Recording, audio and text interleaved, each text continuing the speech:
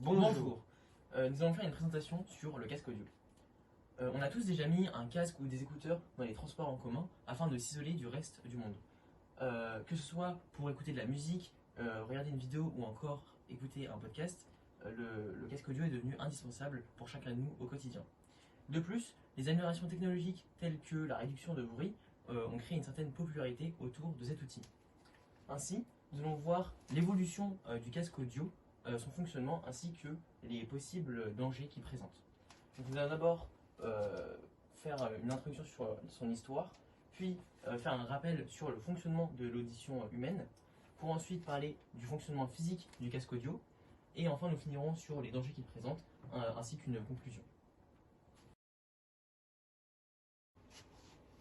Les casques audio apparaissent au premier temps de la téléphonie et de la radiodiffusion, à une période où les signaux électriques ne sont pas suffisants pour fournir un volume sonore adéquat. Les premiers casques modernes se portent sous le menton afin d'éviter de déranger les coiffures et les chapeaux.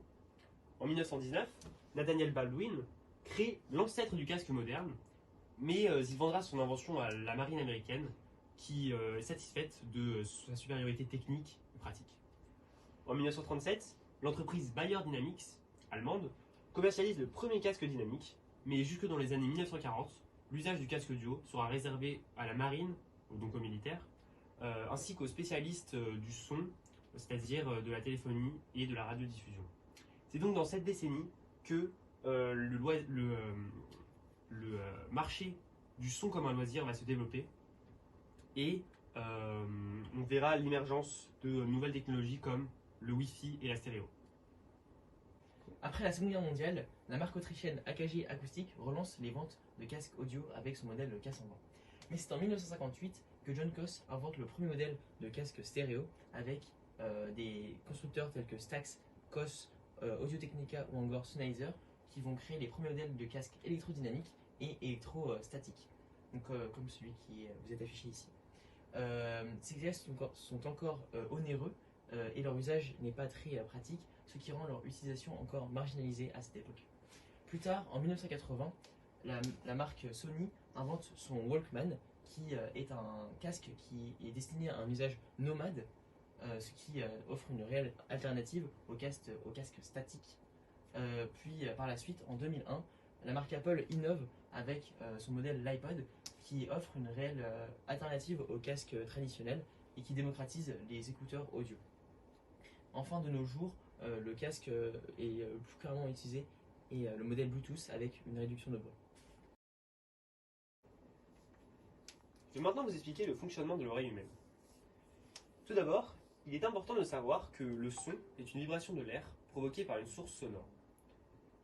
L'oreille externe va capter cette vibration et la conduire dans le conduit auditif qui va ensuite diriger cette vibration vers le tympan, une membrane située à l'extrémité de l'oreille externe.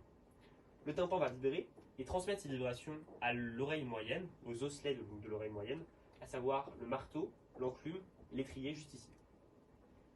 Ces osselets vont amplifier les vibrations et les transmettre à l'oreille interne. Dans l'oreille interne, on retrouve la cochlée, juste ici, en forme de spirale et remplie de liquide. Et lorsque les vibrations provenant de l'étrier vont entrer dans la cochlée, cela va provoquer des ondes dans le liquide de la cochlée, ce qui va stimuler des milliers de cellules ciliées recouvertes de cils appelés stéréocils.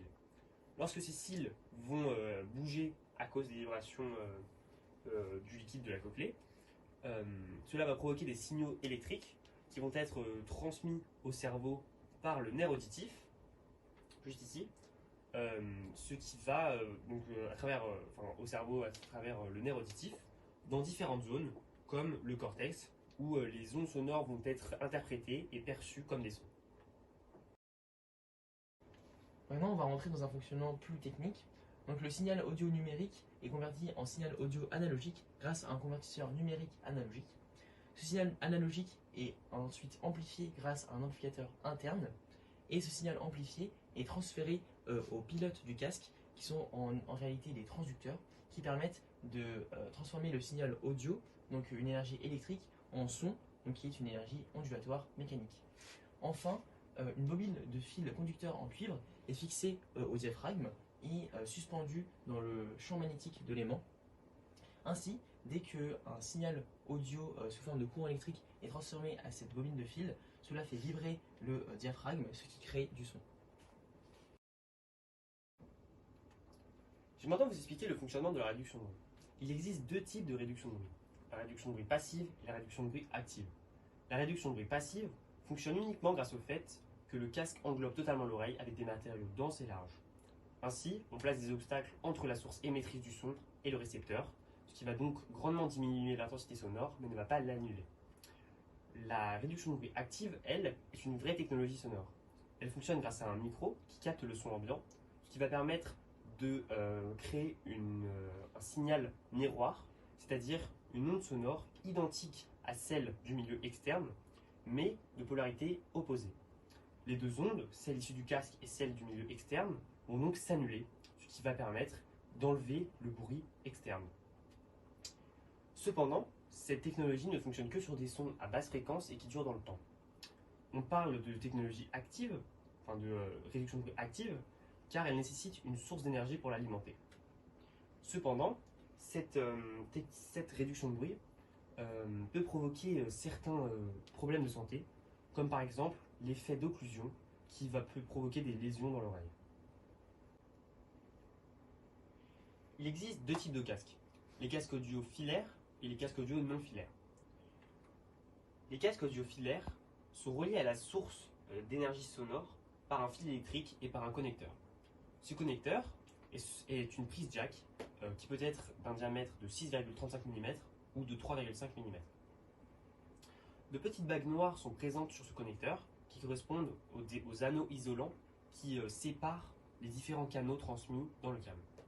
Ainsi, le nombre de bagues noires correspond au nombre de signaux transmis au casque.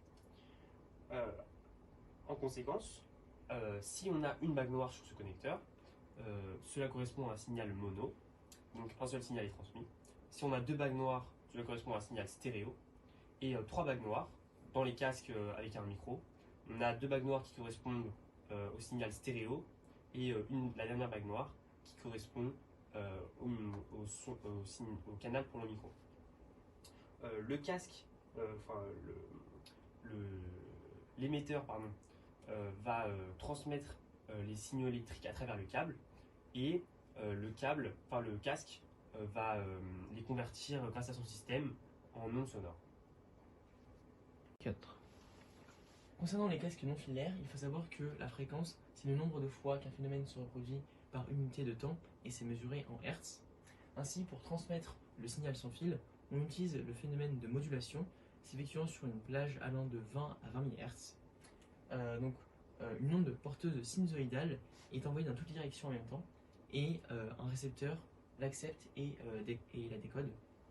Au final, on a un émetteur qui est réglé pour propager une onde porteuse à fréquence unique et un récepteur qui est réglé pour l'accepter et la décoder. Cependant, l'usage du casque présente certains dangers potentiels. En effet, une exposition prolongée à trop fort volume peut entraîner divers problèmes de santé comme des inflammations, des acouphènes ou encore des pertes d'audition. Pour ce qui est des casques intra-auriculaires comme les écouteurs, ceux-ci peuvent endommager l'oreille interne et créer des bouchons de cérumen. Enfin, on peut questionner l'impact des ondes électromagnétiques, comme en témoigne une pétition réalisée par 250 médecins en 2015 qui alertait l'OMS sur des dangers potentiels, des dangers cancérogènes potentiels des ondes électromagnétiques sur l'homme. Cependant, cette pétition est à tempérer, étant donné qu'aucune véracité scientifique n'est encore établie. 4. Ainsi, l'oreille humaine a un fonctionnement complexe qu'il ne faut pas endommager. Les casques audio ont évolué, se sont développés au cours du XXe siècle, et ce jusqu'à aujourd'hui. De plus, leur fonctionnement simple s'est amélioré au fil du temps, ce qui a permis l'émergence de nouveaux types de casques audio. Néanmoins, il ne faut pas oublier que l'usage du casque audio doit être modéré, car cela peut entraîner des risques allant jusqu'à la perte d'audition. Merci beaucoup.